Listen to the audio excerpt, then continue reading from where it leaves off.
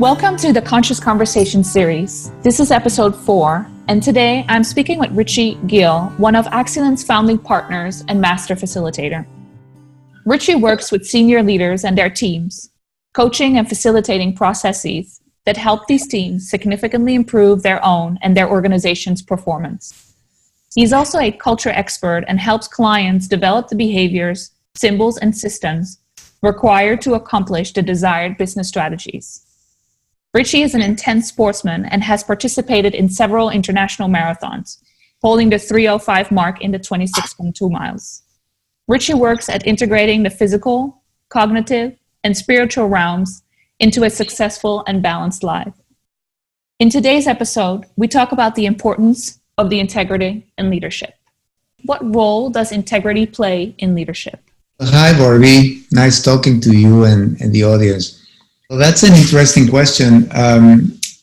When we teach the concept of being a player in our workshops, sometimes people walk away thinking, if I'm a player, everything is going to work out in my life. I'm going to accomplish the results I'm striving for. I'm going to get what I want. Unfortunately, life is more complex than that and does not quite work that way. Why? Because there are certain aspects that you don't control and that will operate even though you act as a player 100% of the time. You may choose to lower your prices, you may choose to improve your quality, you may choose to improve your processes, the manufacturing processes, but so can your competitors. So clients ultimately will choose whether they'll buy from you or from them. So it's not guaranteed that you will accomplish your numbers and you will make the budget and that you will accomplish what you want. Therefore, you need a code that's deeper than that will allow you to stay on track, even when you know that the ultimate result is not completely up to you. As the song of Crosby, Still, Nash and Young says, you who are on the road must have a code that you can live by. Meaning that as a leader, you can only look inside yourself when you have to make difficult choices. As I said before, knowing that the ultimate result is not up to you 100%, you can influence that result. And the way you do that, the way you maximize the chances of achieving what you want, is by turning to your own code of values, your own set of values that you wish to live by. When you're a leader, currently the buck stops here. There is nowhere else to turn for advice. Then integrity, or understood as the alignment of my behaviors with my values, is what guides me as a leader, and that will maximize. I can talk a little bit more about that later. How can that will maximize my chances of achieving my goal, and yet understanding that I can control that and focusing on what I can control, which is the way I act, the way I appear in the world. Why is it important to align your behavior with your values? I like to say because ultimately when you become conscious and self-aware, it's the only game in town. It's if you want to be a leader and be proud of your actions and of the service you're offering to others and how you're acting and showing up in the world. As I said before, while you cannot guarantee you will accomplish your goals, you can, moment by moment, choose how to respond in alignment with that is important to you, your values. And then you choose a behavior that will honor those.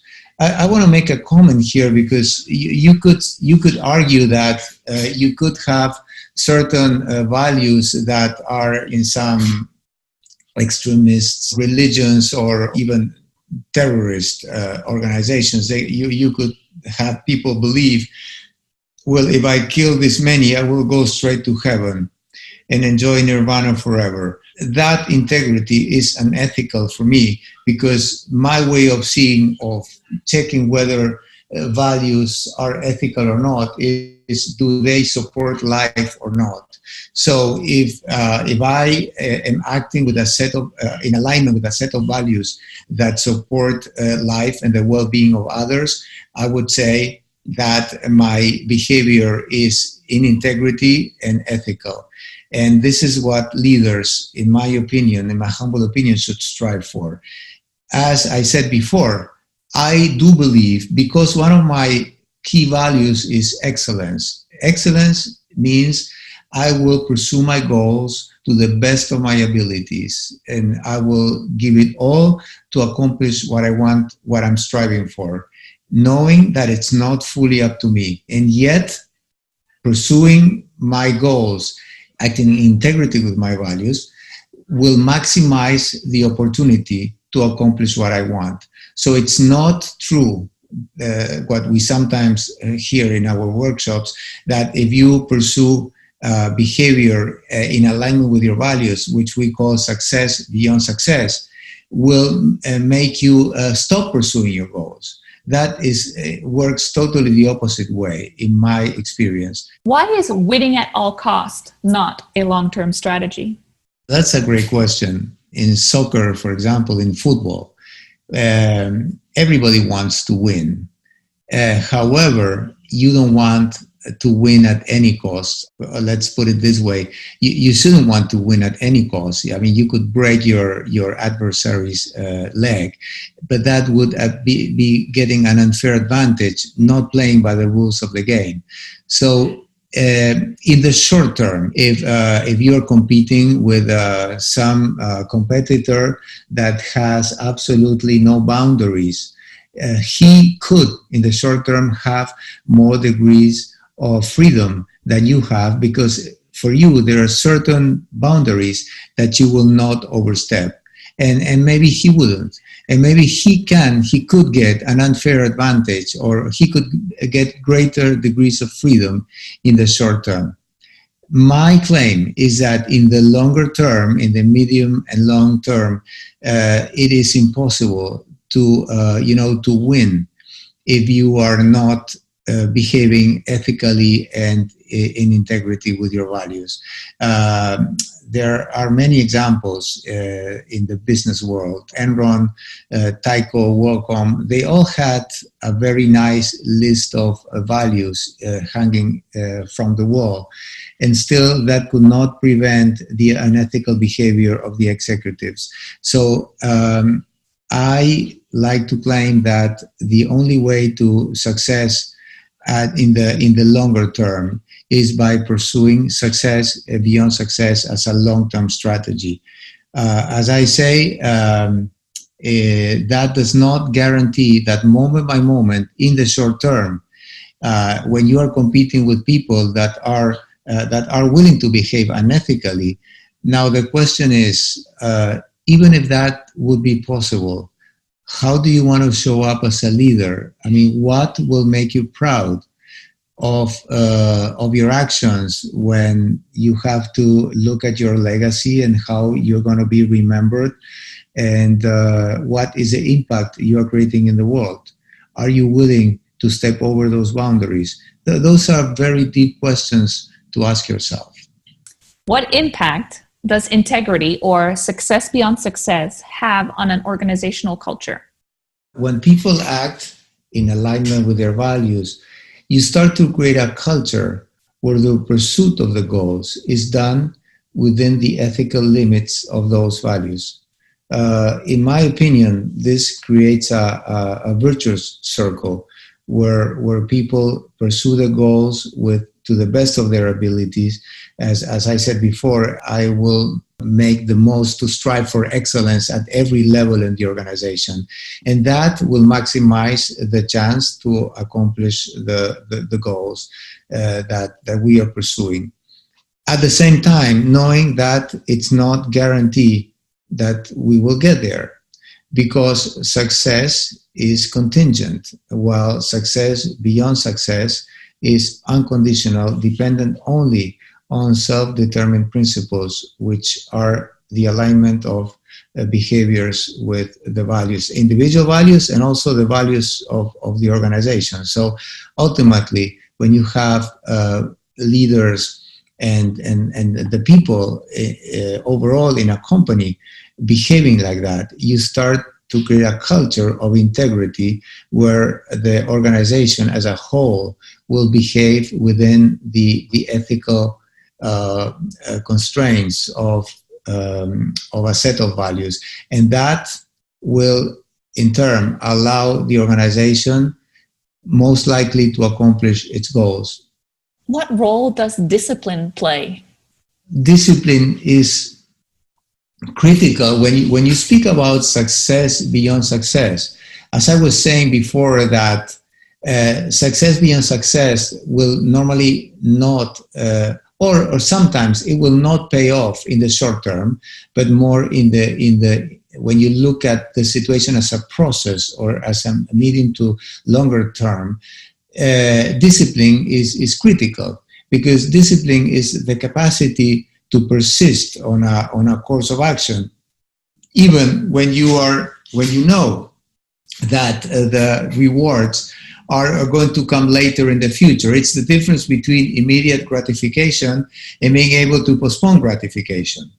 As you probably read, Barbie, there were experiments done with children, and it's called the marshmallow experiment, where they exposed different children to marshmallows, and they were given an instruction where they could eat the marshmallow and then or they could not eat it, and they would get two later on in time, and then the person running the experiment would leave the room. Certain children ate the marshmallow right away, and out of the certain children, they all wanted to eat the marshmallow, but some of them could restrain themselves and delay the gratification because they knew they were going to get two later in time. Those kids were then followed throughout their lives. All the kids were followed throughout their lives, and those who were able to have the discipline to delay the gratification then performed a lot better in many of their endeavors than others. So, and this is true also for adults, for grown-up people and leaders and executives that work in companies. Sometimes having the discipline to delay achieving immediate results will help you in the longer term. Why do we often sacrifice unconsciously the most important values that motivate our behavior? I think you are answering the question in the question, Barbie. And for me, the answer is because we become unconscious. And when you go unconscious, it's like there's nobody home, and then you do what you do. And sometimes you end up sacrificing the higher to the lower, which I call sacrilege. And I believe that the reason we do that is simply because we go unconscious, because then we suddenly wake up and realize the harm we have done and the results we have created around us, and we we don't feel proud. We feel bad about ourselves, and that's the way we learn. So, and then we will probably do it again, but we will catch ourselves earlier, and that's how you go about the process of becoming and acting in a more conscious way. In some of our workshops, we do an exercise to try to make conscious the unconscious. Now, we all have our values of things that we hold in high regard. We run an exercise that's called the Admirable Characters, where we invite participants to select people, alive or dead, real or fictional, that they admire in their lives. And people come up with all different